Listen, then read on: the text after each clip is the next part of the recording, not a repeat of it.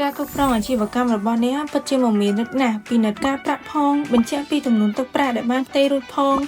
ពិតជាពិបាកណាស់មែនអត់អបបារម្ភឥឡូវនេះកម្មវិធី CUBC Merchant App ថ្មីបានមកដល់ហើយដើម្បីធ្វើឲ្យអាជីវកម្មប្រចាំថ្ងៃរបស់អ្នកកាន់តែងាយស្រួលនិងកាន់តែឆ្លាតវៃហើយទាំងនេះគឺជាមុខងារពិសេសទាំង4របស់ CUBC Merchant App តាមដានប្រតិបត្តិការទូទាត់ប្រាក់នៅគ្រប់សាខានិងគ្រប់អ្នកគិតលុយបានយ៉ាងងាយស្រួលក្នុងកន្លែងតែមួយទទួលបានការជួលដំណឹងភ្លាមៗពីចំនួនទឹកប្រាក់ដែលអតិថិជនបានទូទាត់រួចអាចចូលមកកំណត់ត្រាប្រវត្តិប្រតិបត្តិការកន្លងមកដើម្បីពិនិត្យមើលសកម្មភាពអាជីវកម្មបានគ្រប់ពេលវេលាលឿនឆាប់រហ័សក្នុងការបន្ថែមលុបនិងគ្រប់គ្រងព័ត៌មានអ្នកគិតលុយនិងនៅតាមសាខាដែលធ្វើឲ្យប្រតិបត្តិការប្រចាំថ្ងៃកាន់តែមានប្រសិទ្ធភាពងាយៗក្នុងការចាប់ផ្ដើមដែលគ្រាន់តែ1ត្រូវមានគណនីធនាគារ CUBC 2ចុះឈ្មោះព័ត៌មានអាជីវកម្មរបស់អ្នកនៅបញ្ជីសាខា CUBC ដែលនៅជិតលោកអ្នក3ចូលកម្មវិធី CUBC Merchant App កំណត់ពាក្យសម្ងាត់របស់អ្នកហើយរួចជាការស្រេចសម្រាប់ការប្រើប្រាស់ដូចនេះការគ្រប់គ្រងអាជីវកម្មមិនលំបាកទៀតនោះទេដំឡើងមកប្រើកម្មវិធី CUBC